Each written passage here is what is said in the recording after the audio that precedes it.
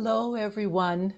So glad to see you all coming in today as I've been watching you join us. So let's settle into a 10-minute sit and then we'll proceed with inquiry.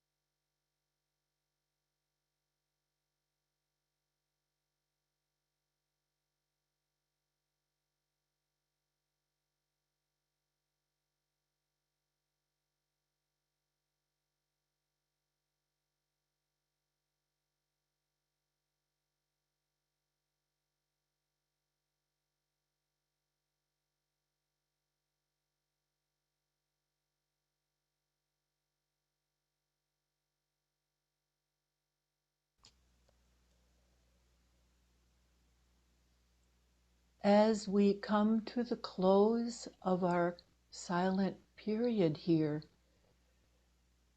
I'm recalling something Flint said to us last week that elevates this experience more than a psychotherapeutic practice. He said, feel what we're resting in.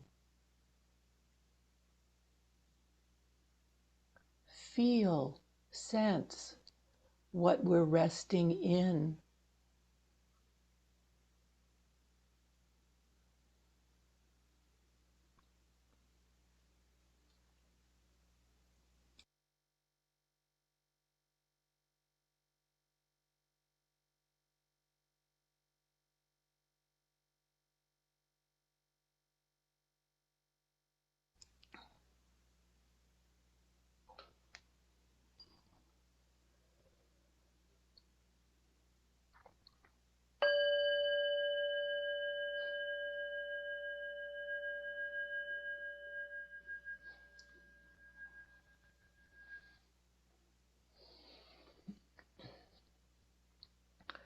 Let's recite, chant the verse of the robe together. Vast is the robe of liberation, a formless field of benefaction. Wearing the universal teaching, I realize the one true nature, thus harmonizing all being. Vast is the robe of liberation, a formless field of benefaction. Wearing the universal teaching, I realize the one true nature, thus harmonizing all being.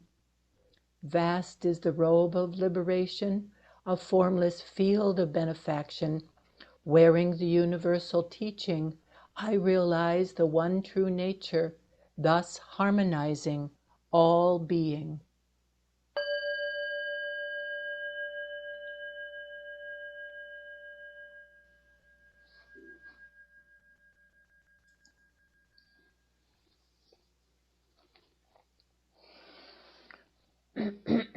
How good it is to see all of you this afternoon. Just take a moment and look around. This is the best way that we can be with each other, is taking in each other with a glance, with an intention of paying attention to each other.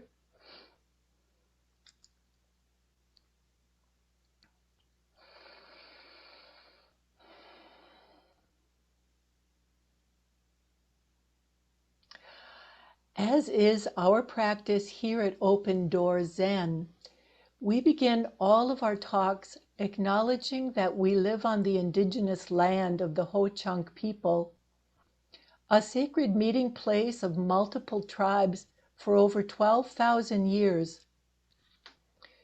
We offer the intention of our practice together to heal the wounds caused by white supremacy and our participation in it, and the wounds caused by racist policies and attitudes for our Black sisters and brothers and all people of color.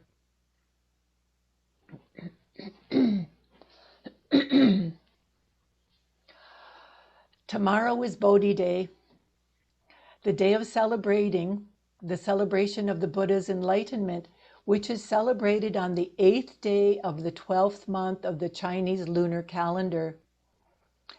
It's considered a most important and auspicious day in all of Buddhism. In a sense, it's that day that marks the beginning of Buddhism, the day the Buddha awakened as he sat underneath the Buddha tree, the Bodhi tree. I thought it right that I offer some thoughts on enlightenment today, not that I know anything about it. I've wondered about it myself for years. My sister, a practicing Catholic, asked me what I was talking about today. She wrote this to me in a text. I wrote back, I'm giving a talk on what is enlightenment. Her cryptic response was a click of the switch. She might have something there, but it's a tough one to talk about. Flint told me a story last week that points to this difficulty. It goes something like this. A student asked Suzuki Roshi to talk about enlightenment. Before he could say anything, his wife Mitsu Suzuki spoke up and said that he hadn't been enlightened yet, and flicked her fan at him. I can imagine that stopped things for a moment. We all know probably some parts of the Buddha's story. He had left his previous life as a prince and went on a 6-year search for the answer to his one question: what is the origin of human suffering and what can bring it to an end? He had observed the human condition in himself and in the people around him, and was left with this big unanswered question. His search involved many teachers and austere practices that actually brought him near death. He was found in a ditch one day, and he needed nourishing food brought to him through the kindness of a young woman named Sujata. Once his body was in a healthier state, thanks to her actions, he was able to sit in deep meditation as he had practiced over the last 6 years. As the story goes, it is said that at the first light of day, he experienced an opening of his mind and heart and realized the truth of life. He saw, sensed, felt the interdependence of all things, that everything arises and passes away together. Everything is impermanent and always changing moment to moment. And the self is not personal, not separate and unchanging. In other words, there isn't any separate self.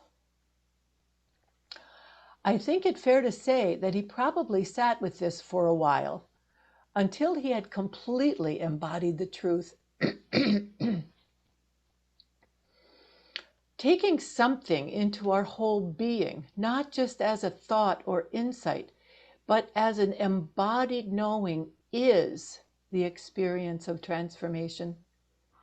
This led him to the Four Noble Truths. Life involves suffering in many ways. There is a cause of suffering. There is a way to end suffering. And the Eightfold Path is a way to bring an end to suffering. One version of this story is that his friends coaxed him out from under that tree to teach them what he had come to, what he had discovered. This is known as the beginning of the turning of the wheel of the Dharma. I've read several versions of this story, and I'm always left with wondering, what is the relevance of it in our modern lives? Thinking about it for talking with you today, I came across Joan Sutherland's article, What is Enlightenment?, in the last month's Lion's Roar magazine. As a senior Zen teacher and scholar, Joan has a creative and relevant view on enlightenment. I've brought a couple of sections as I think she offers the clearest ideas of what we are looking for and what we are looking at. Here's one of the things I took away from her teaching. Our Zazen practice is about cultivating availability for awakening.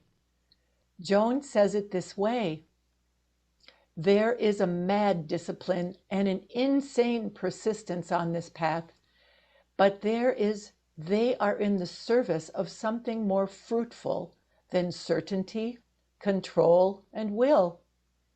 They're in the service of availability. So, just keep showing up, sit the meditation, attend the retreat, absorb the teachings, face the fear, feel the sorrow, endure the boredom, explore the doubt, stay open to the disturbing and also the knee-buckling beautiful in your life. This might seem like a tall order. It is. That's why it is best done with others. That's what Sangha offers us, as Flint's answers to Ben last week indicated. What seems the most difficult cultivates a state of mind and body that allows our basic goodness to shine forth. Tara Brach, the meditation teacher, calls this trusting the gold in her new book, which is called the same name. This is how we can discover the truth of being, a capital B, being, in ourselves and all others. This is the truth that recognizes, this is the state, rather, that recognizes the truth of life as it is. It's reliable. Roshi Mel Weitzman famously said, "Enlightenment is an accident, and practicing makes us accident-prone." I don't think he was trying to be funny. I think it is a clear and simple teaching with the possibility of profound awareness. And there is so much assistance now in understanding our basic goodness and what practices support us.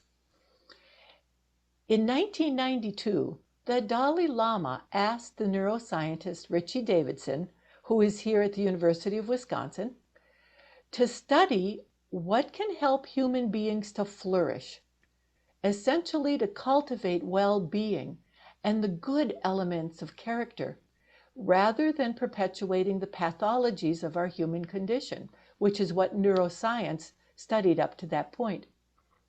This really was actually the beginning of this branch of neuroscience as we know it today. In fact, it was 8 years later when I attended Richie Davidson's very first public lecture on his findings. Over these last 30 years, so much has been studied and verified. Davidson and others identified our 4 basic pillars of human well-being and flourishing. Number 1, awareness through the practice of mindfulness.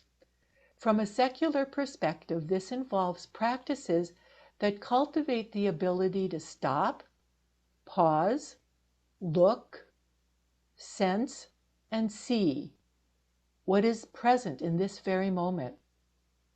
Number 2, connection, social relationships that support and offer care and kindness on a reciprocal basis. We receive and we give and we receive. The Surgeon General of the United States, Vivek Murthy, who I think is one of our national bodhisattvas, gives his voice and position to love and care as a significant aspect of holistic health individually and collectively. He encourages all actions that lean us toward love as a culture. Number 3, insight. Knowing ourselves free of judgment and criticism, and I know that takes some work, expands our possibility to knowing and understanding others and choosing our actions accordingly.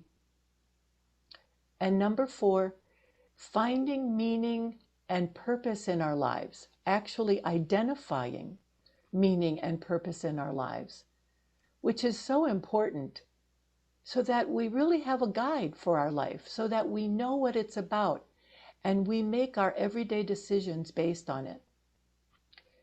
My sense is that the Dalai Lama knew that understanding human experience and cultivating that, which assists us in flourishing, is the basis for waking up to the truth of life, to our true nature.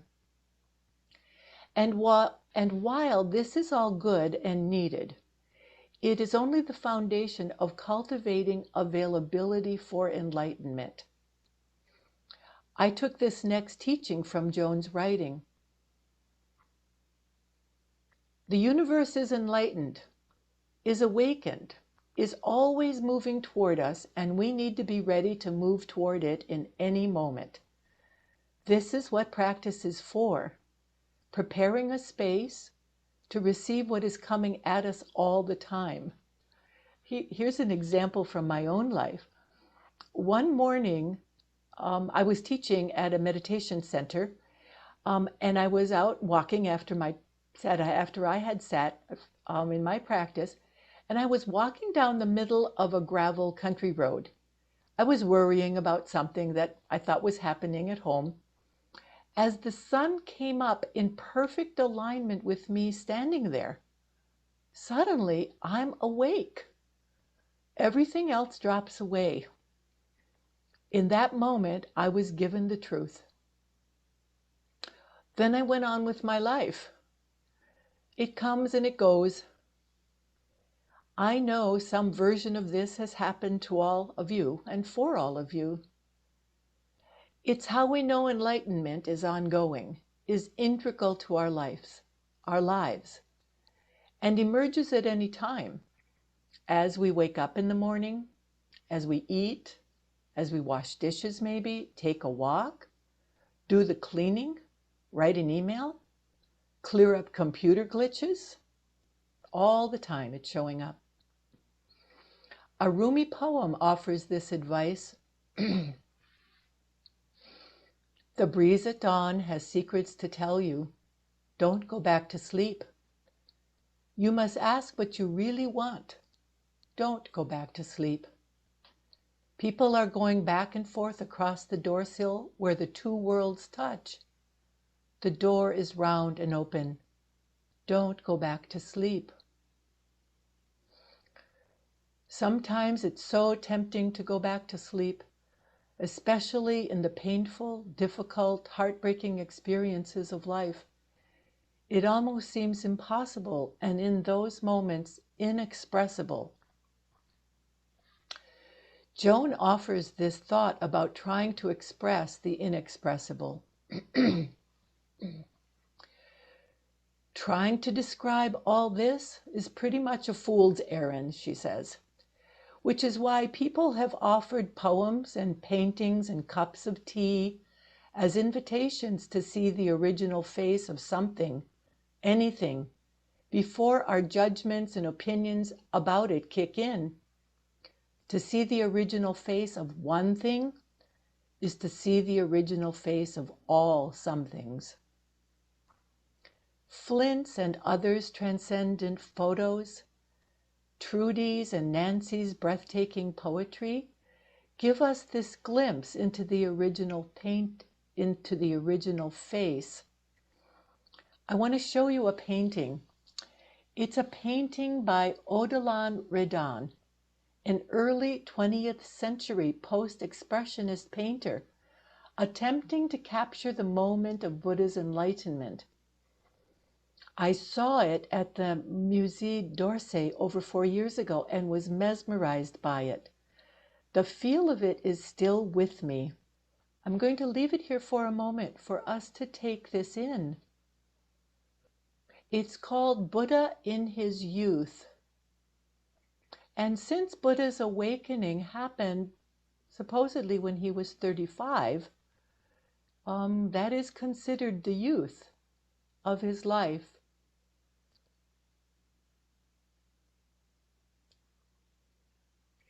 I'm hoping you can see the figure of the Buddha sitting here under the Bodhi tree, surrounded by all of the flowers, all of life. In others of Redon's paintings, he has another one of his, he has the Buddha standing next to the tree. And in his description of that one, the tree reaches up into the universe as the Buddha is standing on the earth, reaching down into Mother Earth, expressing the inexpressible. One last note from Joan. Awakening is an arc made up of path, revelation, and embodiment. The Buddha offered us a way in the Eightfold Path and the 6 paramitas. Practice can reveal to us our conditioning and the truth of life arising and passing in every moment, and letting the truth settle into our whole being. Every cell of our body allows our basic goodness, the gold that Tara Brach talks about, to shine out and meet enlightenment in all its forms. Enlightenment is a big and deep teaching beyond anything I can offer. If you have an experience, any moment of transformation or awakening, or a question that can move us forward, please come forward now. Thank you so much. Hello, Penelope. You're great. Okay, good. I think I'm okay now, right? You can hear me? Yes, you are. All It's right. nice to meet you, Penelope. Well, I feel like I know you from our beautiful Zoom meetings. So thank Yes. you so much. Mhm. And I wanted to thank you so much for bringing forward the beautiful painting. Raydon is one of my very favorite artists for inspiration. And so that was very affirming to see this, to see someone else share this beautiful expression of the inexpressible. But I just feel like your talk today was so right on, because this isn't really it is a question in a broader sense, but it was so right on because you were talking about when you said we need to cultivate a state of being that allows our basic goodness to show through. And that's what we're having such a huge problem with. Like yesterday, I think there was in the New York Times a editorial piece about rudeness in our culture, that everyone is so rude and awful. And they took that apart and they kind of, like people of my generation, we were brought up to be polite and considerate of others. That was just sort of a basic way we were brought up. And, now it's more conflicted, like in other words, like manners can be thrown out the door because they feel like they're masking elitist visions or viewpoints or something. And so it's very hard how do we bring up the kids and today to have this culture of respect for one another? I guess that's my broader question, not our personal kids, but the kids in our society. Thank you so much for that question. I saw the same article yesterday, and I was struck with it as well, Penelope. It just seems to me that it makes it so much more important for us to model this. One of my thoughts is that if life arises every moment and we're participating in it, then it's really important that we make our intention to show up that way, to show up with our goodness, to show up, even if we don't feel very good in that moment, that we ask ourselves, what is it that I want to see more of in the world? That's what our Surgeon General is asking of all of us. There's a wonderful um interview with him and Richie Davidson on the public radio program On Being. And this is what the two of them are talking about, how to lean toward love. What actions can we bring forth so that we're leaning toward love? And I think that's just our work now. Well, I found out that, I mean, it becomes frustrating because you want to take on the big picture, but what I try to do is just like, in driving, when the people are, you want to scream and curse at them, they're, cutting you off the road and all that, to just kind of take that deep breath and say, okay, let them do whatever they want to do. Just let them go first. Let them get in, just little things like that. Just kind of back off and just try to de-escalate all these situations that seem to be happening constantly. Mm-hmm.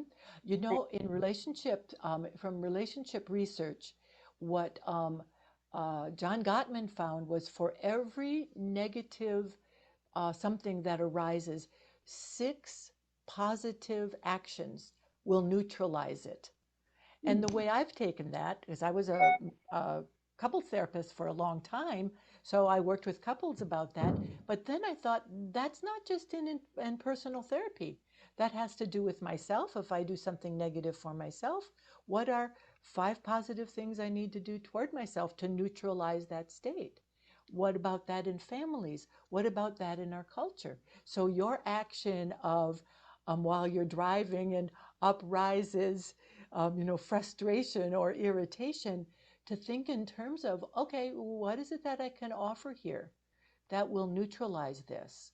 and bring and lean me toward love, if nothing else. But I think love is the most important power there is in the world. So that's our work. Thank you. That was very lovely. You're welcome, Penelope. Mhm. Mhm. Hello, Kim. Hi. Something's puzzled me about the Enlightenment, and that is when Buddha says, I and all beings are now enlightened. And so do we assume that was always so, or did that happen when Buddha became enlightened? And an explanation I've heard is that we're enlightened, we just don't know it. But I don't quite buy that either. So I'm just wondering your thoughts on that. Wow, Kim, this has been my wondering as well, all of these years of practice. But one of the things that Joan Sutherland offers in her in this teaching, in this article, is that the universe is enlightenment, is enlightenment. The universe is awakening. And since the universe has been always here, then I wondered if what the Buddha meant, based on our language of it, is, oh, I recognize that it's always been here, it always will be here, and my basic goodness, I can use that to meet it whenever I'm aware of it. And there might be moments that I'm aware of it, but as we accumulate these moments and we embody these moments, our availability expands, our container expands. And as we do this together, the container expands for it even more. That's my best take on it in this moment. I know it's a mystery, and So I'm it going to. wasn't something he acquired, but more something he discovered. I think so, and I use Yeah. that word. I might be off on that, Kim. Um, so thank you for Thank you. raising that question. I think these conversations are some of the most stimulating, as long as we stay in our body with them. As long as we, don't separate with thought or try to get some insight, as long as we stay here in our body with it. Thank you, Kim. Hi, Hello, Suzanne. hello, Barbara. So good to see you. Good to see you. Mhm. I'm so happy that you related to that talk by Richie Davidson and Vivek Murthy. Mhm. I was so pleased to hear it, and the two of them dovetailing each other with Davidson's research and Murthy's just wisdom and findings over the years in the medical realm. And one of the terms he used when you were talking about, I thought of this when you were talking about 6 positive actions will neutralize 1 negative action. Uh-huh. And was it Vivek or Richie who said micro awakenings or talking about those little moments when you just realize, oh, I've been in deep conversation with a person, and I pull out my iPhone and my emails, and I realize I just did that. Mm-hmm. And what did he call those? Micro awakenings? Micro interruptions, I think. Okay. Although that seemed rather macro to me. That if you're in a conversation with somebody and all of a sudden you pull out your phone and you look at it, I've got mine right here. And if I was talking with you and we're having a great conversation and I go, oh, that seemed rather macro to me. Yeah, I wondered Yeah. how that actually occurred, but Mhm. I've seen people do it, and Yes. even at dinner tables, and Yes. it Yes. seems so rude, like Yes. one of the other people was talking about. And but whatever those little moments are, I'd just like to hear about that, because whatever we want to call them, we've heard about microaggressions for a while now, Mm-hmm. and how those little things aren't always caught, by the person who's saying or doing them, but they really hurt others. And how even microaggressions can be a way of micro interruptions or whatever we're calling those times when we just lose it, our mindful. Yeah. And just those little times. Those little times, I think, is what practice can really help us take notice of, Barbara. That we might notice in a moment when we're in a conversation with another and we reach our limit of tolerance for this kind of intimacy, up comes an urge, up comes an impulse to look away, whether it's to grab our phone or to change the subject on something or to say goodbye abruptly. When we practice with ourselves and we increase our capacity, our container for noticing that, we can notice it and just say, we might even ask for a pause in the conversation if that's what we're talking about. Just say, give me a moment. I need to just reorient myself here because I noticed myself going away. And then we can come back and say, okay, let's go on. I can meet you now. Or encourage the other person to do the same and be patient with ourselves, because this kind of intimacy, this kind of meeting, it takes us to our edges. Yeah, it takes us to our edges. And when we let ourselves pay attention to what arises and recognize it for what it is, oh, I've just met an edge. That's okay. I don't have to criticize myself.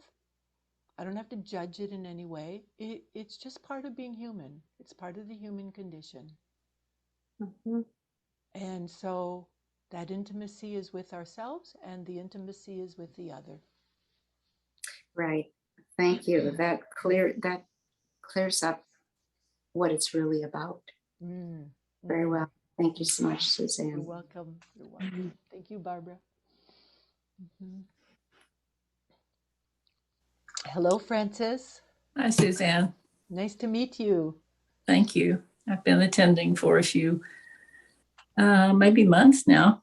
I'm always a little hesitant to share a personal story, but this seemed like it goes right along with this. I went into Walgreens the other day, and I had put too much on my morning schedule, and I already knew that, but I got in the checkout line, and there were about 10 people and one checker. So I kept trying to keep myself aware of my inner frustration. But when I got up there, I said, and I could hear in my own voice the sharpness. I could hear my edge. And I said to this girl, I said, we really need another checker here. She said, oh, I'm so sorry for your wait. And she said, I hope it wasn't inconvenient. I said, well, it was inconvenient. And we needed another checker. And she said, well, I called for one. She said, I'll be happy to go get you an application. Which, looking back on, it's funny, right? I mean, it was funny. But at that moment, it was not. I can imagine, yeah. Because I was not, I had left. And so anyway, I was kind of sharp with her, and I left, and I felt so bad about that, really, the rest of the day. And I did beat myself up a little bit for losing my my own presence with that. But anyway, so the next day I went back in there, and she was there, and she wasn't busy. And so I went to her and I said, I owe you an apology. And I said, I lost, kind of just lost it wasn't a temper thing, but I said, I just wanted to say, I'm sorry. I said, of all the people that we should be kind to, it's our helpers. I said, if I was frustrated, you must have been terribly frustrated with. Anyway, but I reminded her of what she said, and she went, oh my gosh. She said, did I say that? She said, I didn't even. She said, I'm so embarrassed. I said, it's okay. And I said, as soon as I had a moment to recollect, I laughed because it was cute. Anyway, we had a very nice exchange, and she shared some things about her own frustrations with the world and what was going on. Anyway, it was a very good example for me to see that I do just great until something pushes on me a bit, and then I don't. So this was Like the rest of us, great for me Frances. today because it has been with me. Yeah, like the rest of us is what I'm. Yeah. Yes. And I laughed when you first told it because earlier this summer I was at a coffee shop. There was a really long line, and when I got up to the counter, here was a sign that said, "We're doing the best we can. Sorry for the wait. If that's not okay with you, ask us for an application." Oh. Good idea, really. Really. I mean, it calls us to understand. Yeah. And what I'm struck with in your story, which is so wonderful, Frances, is that while you didn't get it in the moment, which often happens to us, right? We don't get it in the moment, but something wakes us up. And then we think about it. And then the fact that you went back to her, that's an enlightened moment, I think. And then you had an enlightened conversation.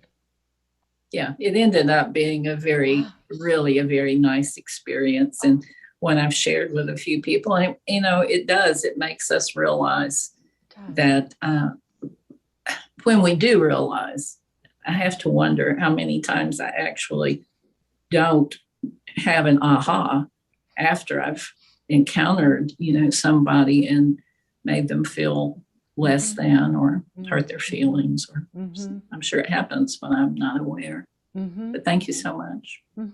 Well, your story really is a response to what Penelope talked about early on. Yes, what do we do about this, that's happening is we go back. When we've been engaged in it, we go back and we say, oh, that wasn't the way I really wanted to be here. Right? Thank you so much, Frances. I love it. A Walgreens moment. Yeah. Thank you.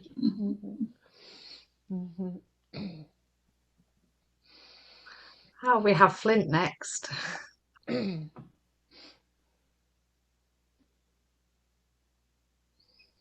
Hello, Flint. I appreciate all the things you're speaking about so well, and the responses. And I'm circling back to your initial reflections on what Joan Sutherland had written. I appreciate the way that she uses language so beautifully. When she speaks about enlightenment or awakening, this difficult thing, as more availability, I really appreciated it. So I've been sitting with that. And so my question is a more direct question here, sort of student to teacher, teacher to teacher. Like you've been practicing a long time and leading others in practice.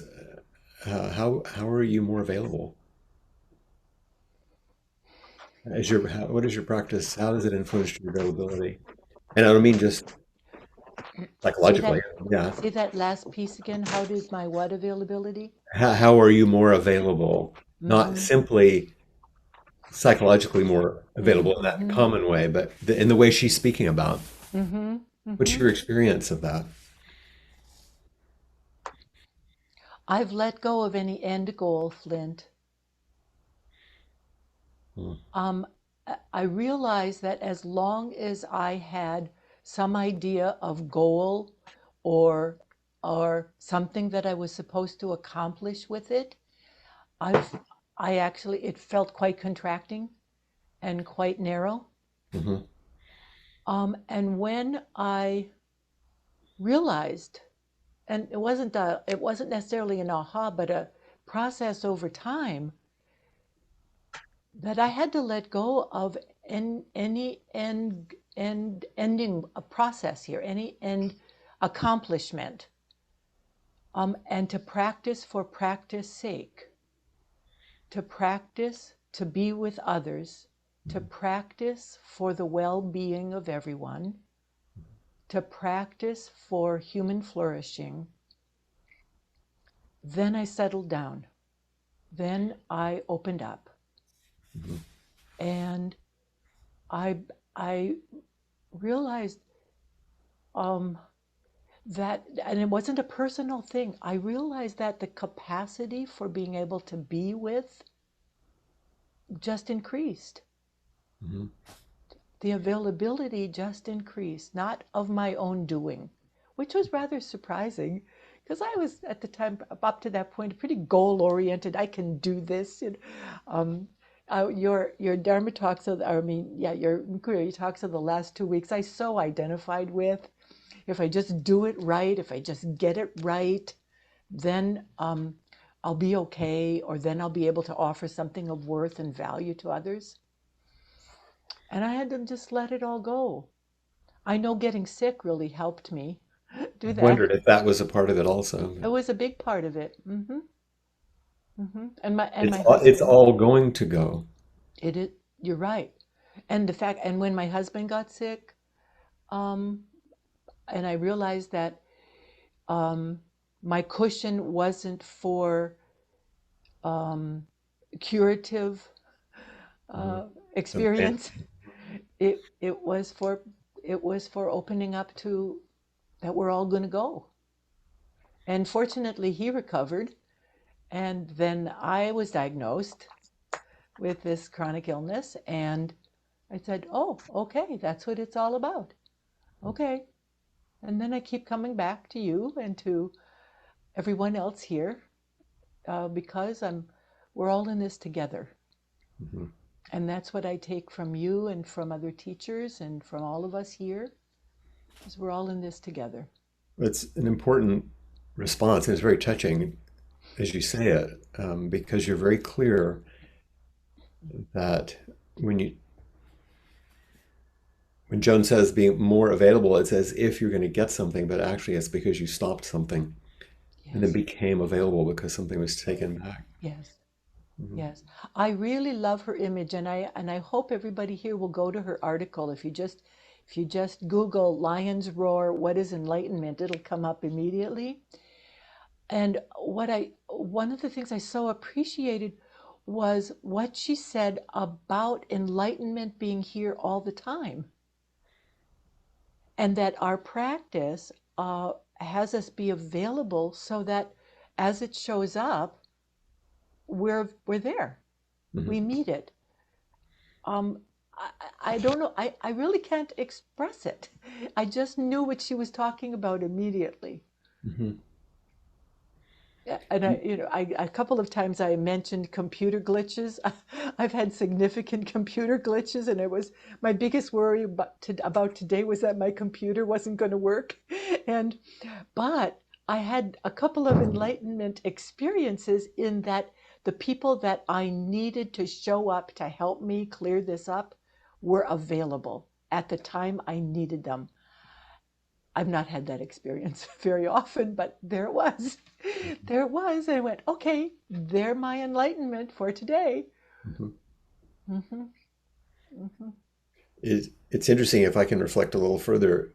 I remember, I think you probably remember a time in which the way we spoke about it explicitly was there was a shift from your wholehearted and diligent practice to training. Yes. And even your attitude right then when you changed, Mm-hmm. just acknowledging something. What is that? What just shifted when I said that? I recognize the invitation. But it didn't initiate what got you through graduate school. That's right. That's What right. did it open? It opened up all other possibilities for me. every time I mention me or that it's not a personal thing. It's that it opened up something in me and for me that I had no idea was there. Well, and that's part of why Peg and I suggested that you receive entrustment. It wasn't something that you wanted or were trying to get. It was something that was now available to you to offer. Mm-hmm. And every day I'm grateful for it, Flint.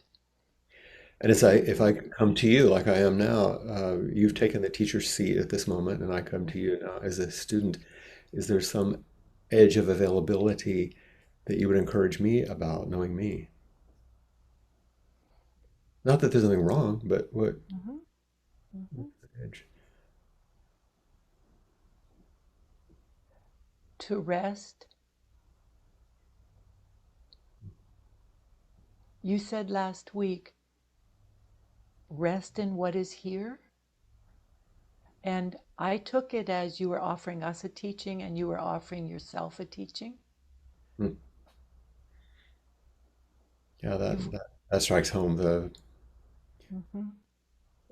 because I often think of available for more, and it's actually available for less. Mm-hmm. Mm-hmm. Mm-hmm. Thank you. You're welcome. Thank you so much, Flint. Mm-hmm.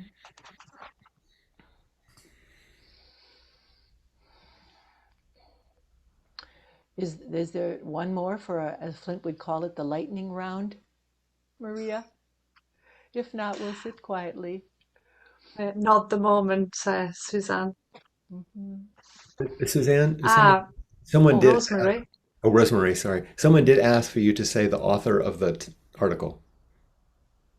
Oh, Joan Sutherland. What is enlightenment? Okay. Oh, hello, Rosemary. Hi, Suzanne. Hi, so nice to see you. And I really appreciated, I had a cell phone crisis yesterday that I was going to talk about and how I dealt with the person on the phone that was trying to help me. But I was so moved by your talking about availability as an essential part of enlightenment, and how I think it was with Penelope and maybe later with Barbara, how when our capacity for that feels challenged, we will distract. And I think that's such an essential thing, and something that I deal with a lot. And I just found it very, very moving to think about that and explore that, because it's really a noticing within oneself. And there are clues, because you'll go for the phone or you'll start another task, or, well, why did I switch? So I just, it was just very moving to hear you talk about that. Noticing that, what some of my teachers in psychotherapy would call the upper limit to bliss, that we all have it, and that when we notice it, we can expand it. Whether it's a meeting with another person, a meeting in ourselves, a meeting with something in the whole of life, and we can meet it with breathing, taking a moment to pause, feeling into it. It's a wonderful thing. Thank you. Thank you, Rosemary.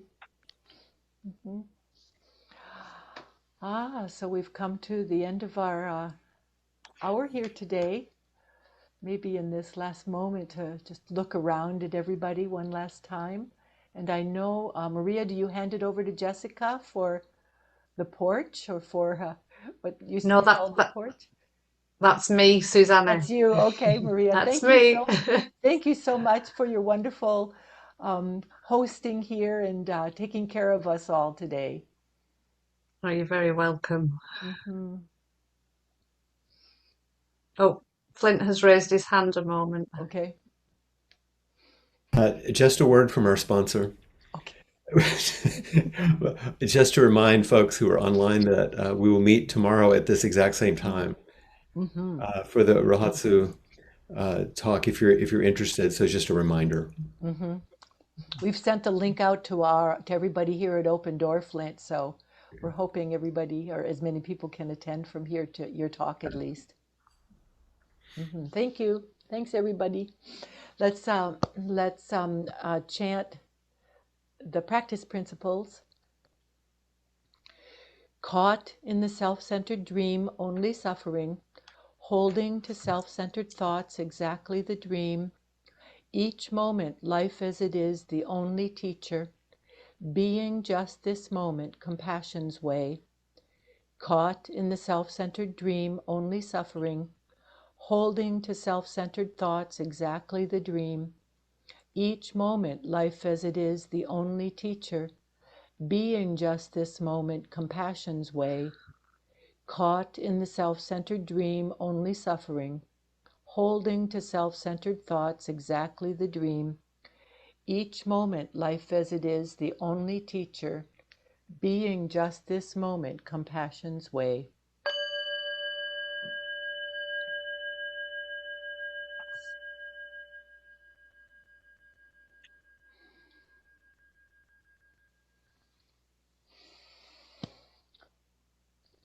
Have a wonderful day, everyone, wherever you are, whatever time it is. Goodbye. Thank you so much, Susanna. Appamada's programs and facilities are supported through your generosity. If you'd like to make a contribution, please do go to the website at appamada.org/contribute. Thank you so much, everybody. And if you'd like to continue to meet and share, please join myself and others for After Inquiry, which is right here on the online porch. Please do take a 2-minute break if you need to, and I'll meet you right back here. Thank you all so much. Thank you.